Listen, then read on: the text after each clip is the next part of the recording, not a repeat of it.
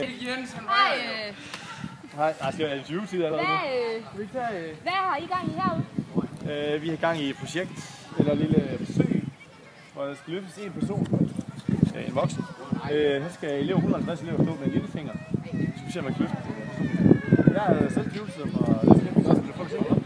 Hvem har fundet på idéen? Jeg tror, det er selv, der har haft en idé. Er det nogensinde lykkes? Det ved jeg ikke. Det er meget spændende.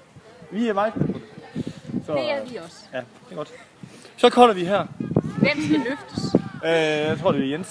Det her er den yngste lærer, det ikke engang, hvis det tør. Så er det sådan ligesom ude på byggepladsen. ikke er Den yngste lærling skal lave det ledearbejde. Så længe det ikke er Bjarne. Ja, det bliver Jens.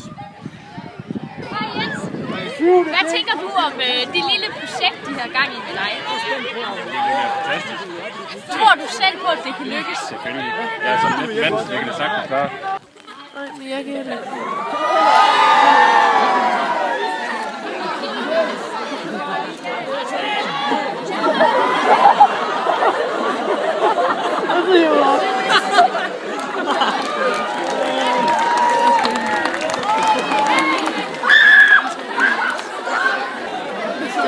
Nej, og det vil nogensinde ville lykkes. Selvfølgelig. Det har jeg også sagt før. Ja, men det kunne godt være, at du bare sagde det for at være sjov. Ja, så der er jo sådan en sjov type, synes jeg. Ja.